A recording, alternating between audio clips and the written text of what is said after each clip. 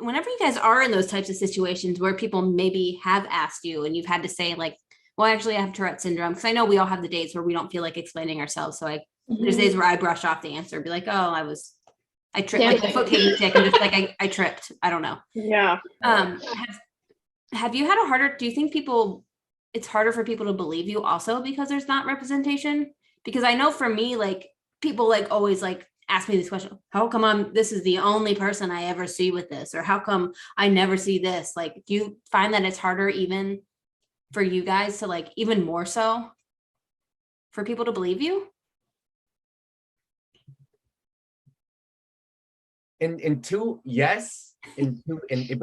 different like mechanisms and like ways, where it's like, one thing I would say is like it can also just happen within like kind of similar to like my family, right? But within the same community, in the sense that, when I was in college, right? And my high school, I went to a very, and in my neighborhood, really, it was like a very white neighborhood, a very white high school. So when I got to college, like I really wanted to kind of like join like a culture club and kind of be kind of more with like my people. Like I didn't really have a lot of like Filipino friends growing up. So in college, a majority of my friends and a majority of the communities that I spent time in, they were Filipino or they were Asian, and they all kind of came from more traditional households. But kind of the same beliefs that we were talking about neurological disorders and stuff like that. The stigma was less with people that were my peers if they grew up in the US. Okay. But Because I understand.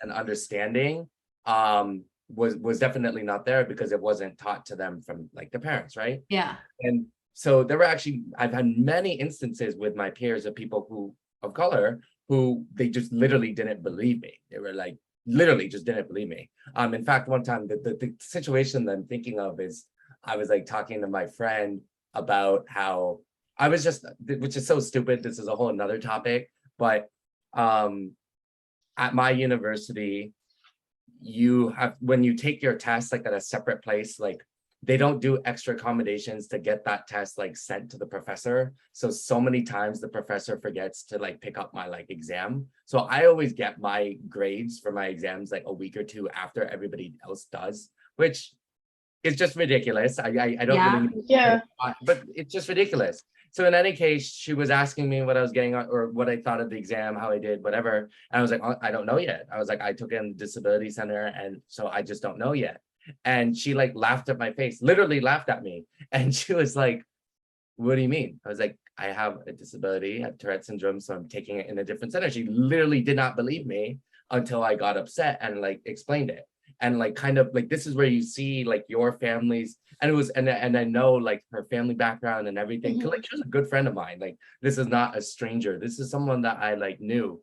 And you can see that, ignorance transfer from like your family background and your household to even like the people you interact with.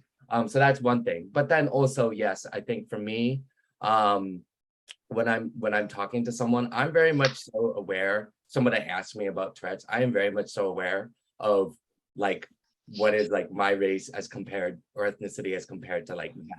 And it actually would just honestly, we don't even get to that point. If I'm talking to someone and if I feel different, like just because like, okay, this is especially worse if I'm in an area where there's just a ton of people who are white.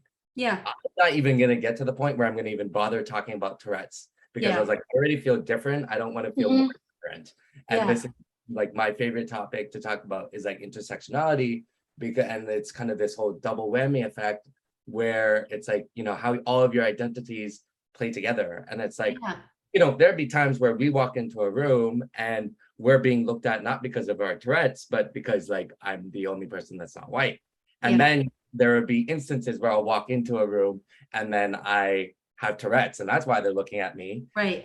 So then now kind of this added effect that we're talking about, like in the grocery store and people are looking at you, especially if I'm in an area, it's worse when I was just in the South. I love the South, by the way, like Southern hospitality is very real, but the demographics there are a little different. And there were many times where I was the only person of color for like literally 2 hours in a whole restaurant. It was just us. So it's like if people were definitely like looking in our direction, and now it's like even worse because I'm already conscious that people are thinking about like my tics and or looking at me because of my tics. Now I don't know if they're looking at me because of my skin color or both is the worst case scenario. Yeah. When I'm put in that situation of like, hey, like, what are you doing?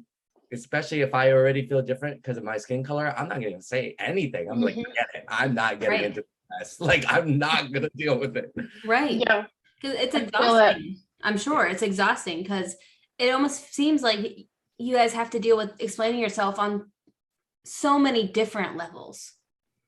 Because having to worry about all those extra levels to it is just it has to be even more exhausting.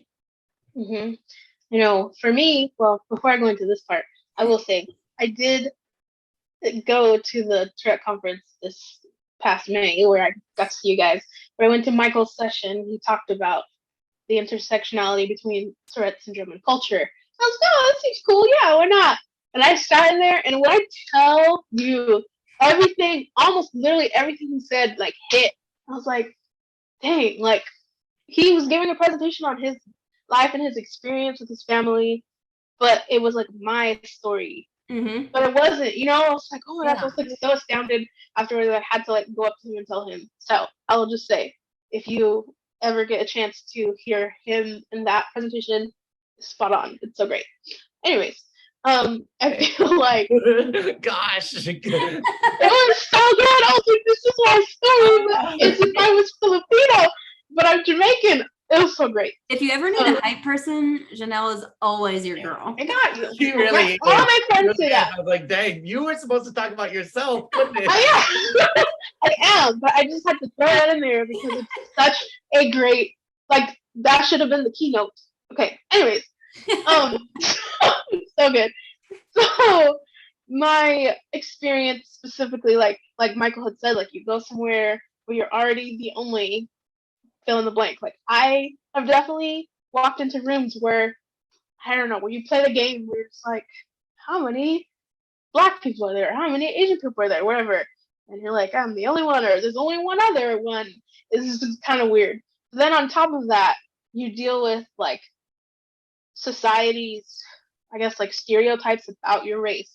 And then sometimes if you're like taking on top of that, okay, so for example, with me, I always feel extra, like I suppress in general in public, but I feel that extra need to suppress around law enforcement because of that stigma, or I feel extra the need to suppress around a room that is just the majority white, that would automatically assume because I'm Black and I'm ticking that, oh, she's tweaking out, she's on drugs. You know what I mean? So there's already that stigma of race, and then when you're ticking, it's like their confirmation, like, oh yeah, see, like she's tweaking out, she's on drugs, when that's not the case.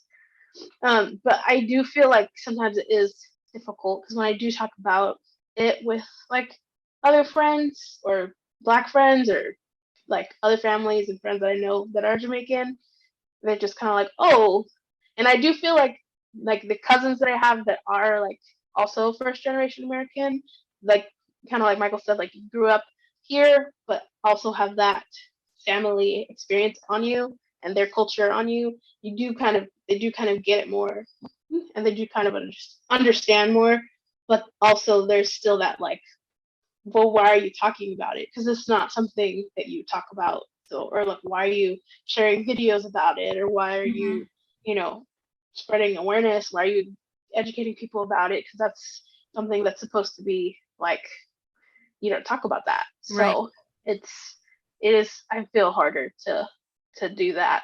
And it is harder. Like you don't really see a lot of Black people with Tourette syndrome, although they are there. And I've talked to a few other people that said growing up they had the same experience with their parents or grandparents or whoever helped raise them, thinking that it was just behavioral and thinking that it was something that they could just discipline them enough to where they would stop doing it.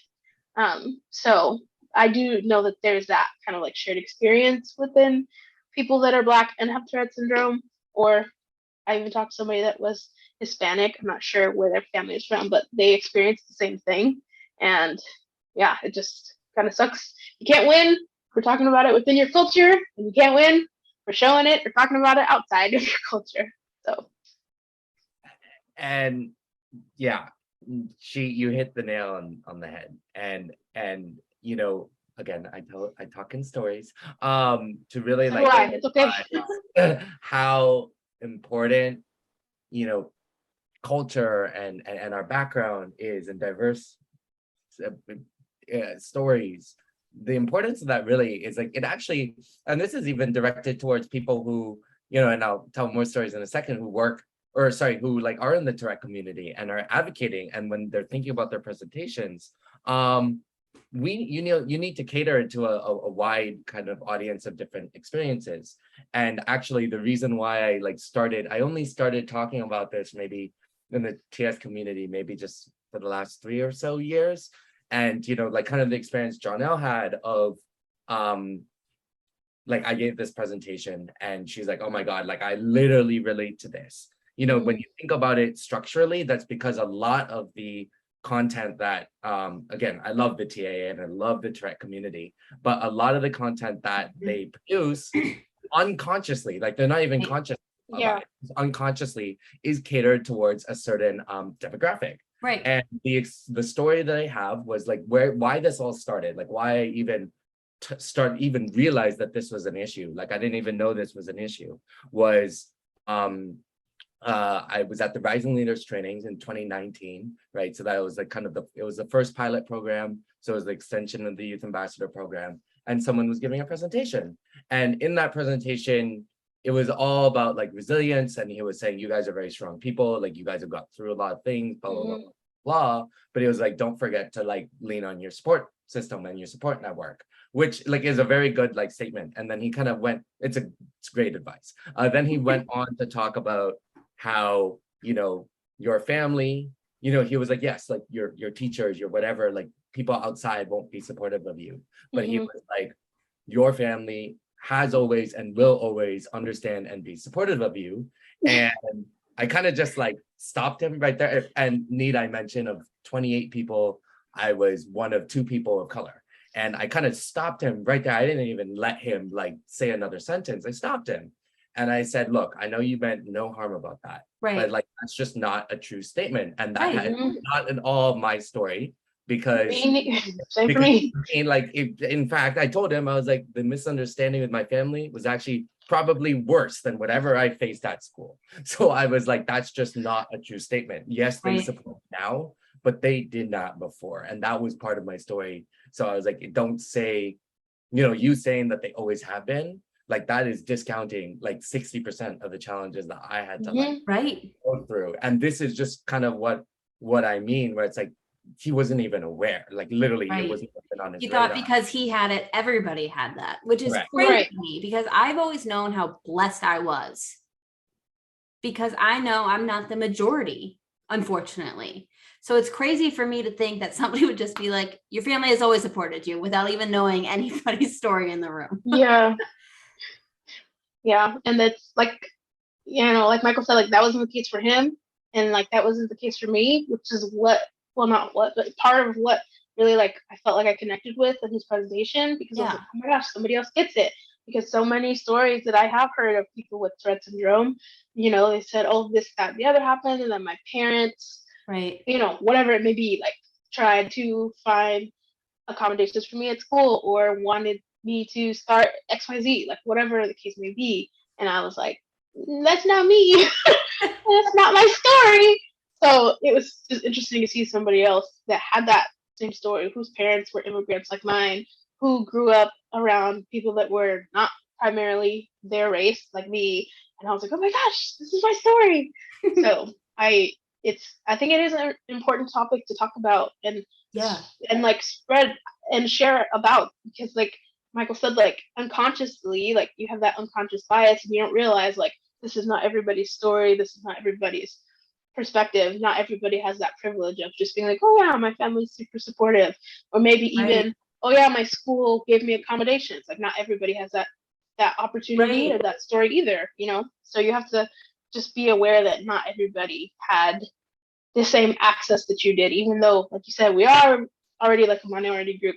But even then, like that doesn't automatically mean that your family was there to support you, that your friends were understanding, or that school was accommodating, or that, like, oh, well, you can probably get jobs because it's not an issue. You don't take that much. Like, you don't know what the people's situations might have been, it's, you just never know. So you can't judge.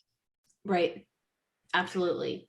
And, I wanted to go back to the like representation point before I forget, because something I didn't even think of, and it's an interesting point until just now, was, so for me, the TAA and stuff like those events, that was kind of like a huge part of my like experience and my journey. I know some people kind of don't discover it too much later, but I very much so, like right when I was diagnosed, like was pointed towards the TAA, and all of my like, self-discovery happened along these points of going to like Tourette summer camps, like Twitch and Shout, or going to different TAA events, like et cetera, et cetera, et cetera. And when we're talking about representation, it wasn't even just something that really bothered me, wasn't even just representation of like people of color that had Tourette's, but actually like the demographics of the parents that were showing up. And if you think about it, like if you go to like, the national, we're all at national conference, like there was a lot of parents there. There was a lot of parents, and even there was a lot of parents, like their kids weren't there, but the parents were there going on behalf of. And in the local, I was like pretty active in like the support groups, like on the local level, like in Northern California. And like a lot of like parents go there, parents go on behalf of their children, their parents are posting on all these Facebook groups, et cetera, et cetera, et cetera. And for me, in my experience, maybe 98% of all of those parents were not of color. And they kind of added to this shame of like my parents like aren't doing that because they don't believe in it yet. And it kind of like adds to this of like, oh snap, like, like I didn't have that like right away. Like my parents now are very supportive and they show up to things, but like it wasn't always like that. And it's like, I mean, it's something that even just like hits me now, where it's, I don't even know what the feeling is, but it's like I go and it's like, oh my gosh, like their parents, it's like this kid like just got diagnosed and their parents are like showing up to all of these events right away. Like I didn't have that, and it's just hard to relate. It's just a whole different experience. It's just a whole different experience because I can't relate to that. I remember using, if you guys are familiar with the Pledge of Allegiance activity that we like. I learned about that actually in the conference. Yeah. Max told me about it. I'm like, oh, tell me more. What is that? It is awesome. But actually, I use that with my family. So that's the first way that I taught my family about it was I did the activity with them. And, I don't know how many kids will say that like people in the community had to do that with their family. Like they were the first thing that I did with them was like, okay, sit down, we're gonna do this. Like, whoa, this is like real. I was like, yeah, it's real. Like, an eye-opener. It's eye-opening for me, and that's why I wanted to have this conversation with both of you so much, because I knew my background was so different, and it's very eye-opening for me. And I won't lie, like it made me feel a little emotional while you were talking about that, because I did have that growing up, and I'm emotional today. It's okay. I want everybody to be able to have that, and it kills me that they don't, and that they didn't have that, because it makes me really take a look at some things that maybe, not that I would say take for granted, because I've always been close to my family and I always know what I have with them, but at the same time, because for me that was what just would happen. My mom would go somewhere with me, like she would always be there, and it's just really eye-opening to have to kind of experience that, on your own most of the time. I mean, it's not, like, it's still sometimes it's crazy to think. Like, yes, I've been dealing with tics so long, but I had to wait until I had like my own insurance was kicked off in order to like reach out and get that support. And like even back in the day, like I said, there wasn't a lot of like support stuff, just mostly like information. I do remember though, the first time I did kind of feel that connection, I was scouring around on the internet, which is pretty much all I did once I had tics. I'm just gonna learn what I can about it since I can't go to the doctor. And I found, I don't know if it still exists anymore, but I found this website called Wall of Ticks. and the thing was like a brick wall when you click on the page. And it was basically just a place where people could like type in the tics that they had. So like as you're scrolling down the wall, you might see stuff and like, oh my gosh, like I do that too. But you don't know who wrote it. It was just kind of like there. Yeah. Those are the only where I kind of felt connected. Like, oh my gosh, like other people deal with this too. Like, wow, look, they have a wrist flicking one. Like, so do I. Like, I have a wrist flicking tic, and so do they. Like, oh my gosh, like that's pretty much the only like support that I had right. as a teenager with it. Just anonymous tics on the internet, you know. So it's a really powerful thing having those first moments of feeling, I don't know, just feeling like you're not the only one. Like, I just remember, and I feel like I've been a broken record ever since I came back from the Tourette conference talking about my experience there. But it's because I didn't know how much that part of me needed to heal still. Like, I didn't know that was still inside of me hurting, that I never was actually around people. Like, I do all this advocacy work and I do these videos, and that's amazing too. That was like some of my first steps of being able to see people like me, but being in a room where we were the majority for the first time and like seeing them do everything. And even though I was insanely exhausted by Sunday from taking so much, it was just worth it. Like when I said, like, you and I hung out Sunday evening before you had to go catch your flight. Like when I went back to my hotel room, like I cried because I didn't realize like how much of me I felt like I had to hide. Like I always considered myself to be this confident person in my tics. And, you know, if I'm going to tic, I'm going to tic. That conference made me realize how much I do suppress and how much like now, like I even remember telling Scott, I was like, now I have to go back to this world where I'm like this weirdo.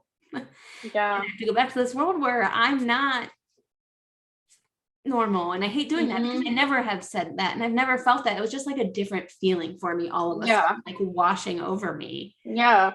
And I felt bad because he was like, well, he's like, you know, you can tic around me, right? I'm like, yes. I mean, like public places, we go places all the time. It was just a very different experience for me. Like I was emotional the first two people I saw, like the first day when barely anybody was there because I went Thursday and I got to meet people. Like I got like giddy because I'm like, oh my gosh, like I already feel comfortable ticking. Like all I had to do, like, especially in like an elevator with somebody, I saw that teal lanyard. I'm like, oh, I'm good. Yeah. I can do whatever I want right now. Well, not whatever I want. I can tic as much as I want right now. And as much as my body needs to, I should say, not as much as I want, because that would be zero. Yeah. True. How can somebody like me help that just by like opening these conversations and making them happen? Like how can we as a community help those people that aren't better represented so they feel safe to advocate like the two of you are doing? I know it's kind of a hard question, probably. That's okay. Well, I can jump all over that, but go for it. Go for please. You know, so again, story is when we're at the I think like the conclusion first before I get into my long-winded answer story is that it is still like talking about like culture and thinking about like how that impacts someone with like Tourette syndrome, and like that is applicable to everyone, even if that's not your experience, because it does impact the resources and the healthcare and the education and everything that like that we do. And like something that I will like talk about is when we're talking about like diagnosis, right? Like, so my neurologist that diagnosed me, she was like incredible. And she was able to diagnose me without seeing a single tic. And I think she was very, you know, wherever she went to medical school, definitely trained her well, because she was very skilled at being able to pick up like not just on like Tourette's with just by asking. She asked me to like, how does it feel? And just based on me telling her how it felt, she was able to diagnose it. But she definitely, you know, when she was doing the history, she knew and was aware of the impact that like my culture and my background like had on me explaining it. And like she understood that I was gonna maybe explain it in a way that's different from like textbook definition. Yeah. And that's something that was like taught to her. And she can like share that with someone else. And it's the same thing. And that's actually going to impact like the doctors and the healthcare, like your experience for like everyone. Right. Because Right. even if you're like not of color, like you would want your doctor to consider your situation, right? Any Yeah. sort of Right. community, socioeconomics, like you want your doctors and your teachers and your educators to be more considerate of your situation, because that's just kind of the big picture, ethnicity or not. You should just need to consider these other factors. And and so what I would say is realizing that I think sometimes when people see, this is something that I've learned, and I actually haven't been able to come up with a solution yet, but something I've learned is that when people in the Tourette community see, oh, it's a talk on culture and Tourette syndrome, they just think, okay, I'm white, this doesn't apply to me. Like people have literally said that to me, this doesn't apply to me. And the answer is, well, I mean, it does, because you guys can actually help by realizing that it is bigger than just like, okay, like this is our experience, but realizing that really what we're asking for on a high level picture is to be more understanding of experiences that are different from the majority.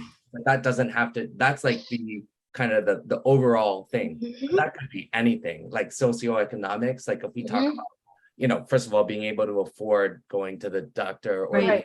afford medication, but even more so, thinking about like the location of the conference. Like I had a conversation with some people about this, because there has never been a Tourette conference in the West Coast.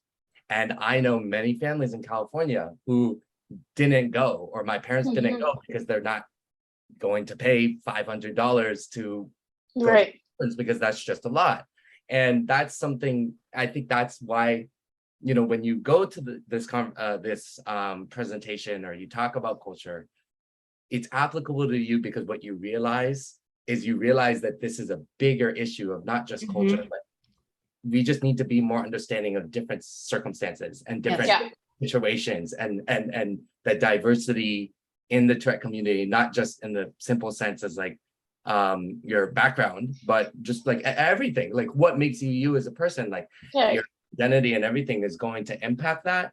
And I think those are some of the big takeaways from these like conversations. And again, to help, like it's starting these conversations, making people realize that this is important and something to talk about. And I think, I had a conversation with a healthcare professional who, she was based in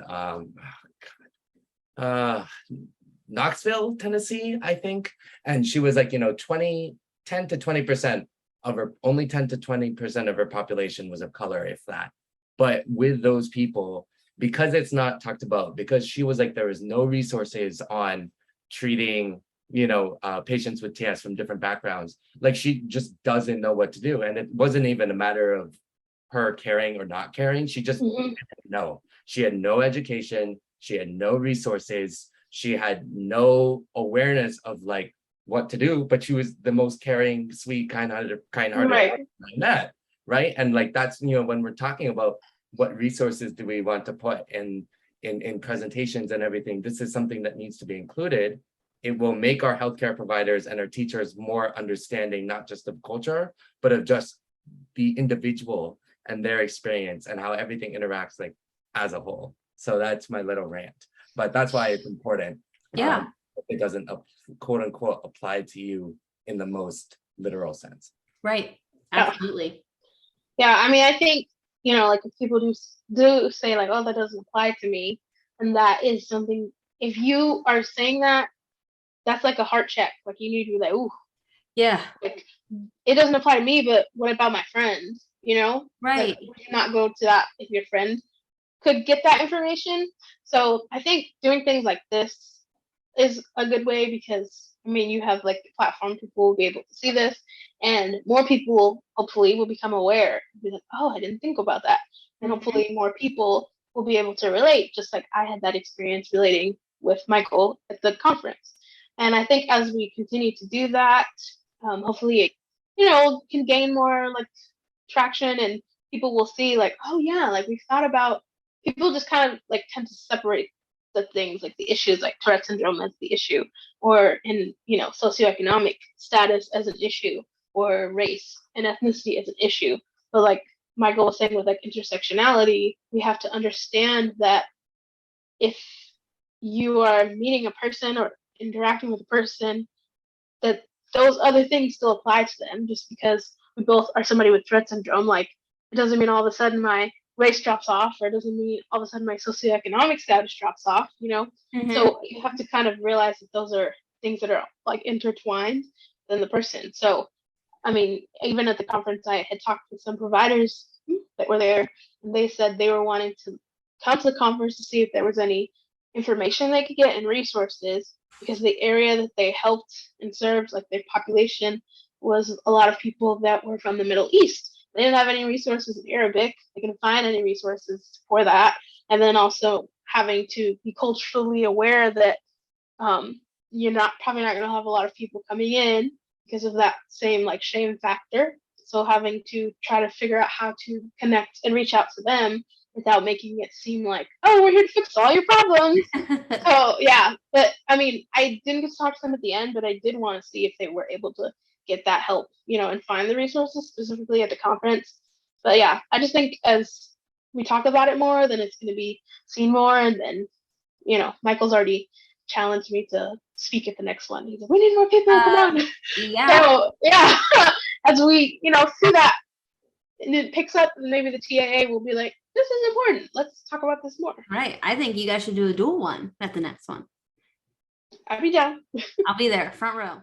My social media handle has changed since the last time I've been on your show. So I just want to make that clear if people are trying to find me. If they saw the other one, I'm like, where is it? They can't find it. I will tell you why. It's because it has changed. So now my social media name on all platforms is my first name and then an underscore my last name. So Jhonelle_Bean on TikTok, Instagram, Snapchat, whatever. You can find me at that Instagram or that handle. Perfect. Michael, anything else you want to say? And also, I do want the handles as well, if you want to share them for people. Yes, mine is M_CHEEE. That's 3 E's. CH. Okay. And Cheech. M Cheech. Any other final thoughts? No, just want to say thank you for this opportunity. It's always great talking with you, and thanks for, you know, bringing us on to spread awareness about, you know, Tourette syndrome and culture and how that impacts people's response to it. Yeah. Thank you. I mean, like this is where, you know, this is like things like this is where this is where it starts. Like I just don't see anyone really like talking about it quite publicly when we're talking about Tourette's and culture. It's just we're not there yet. And so I think like this is how it starts, right? Like it's that chain reaction of like one person talks about it and then another person talks about it. So thank you for giving us the platform to talk about it.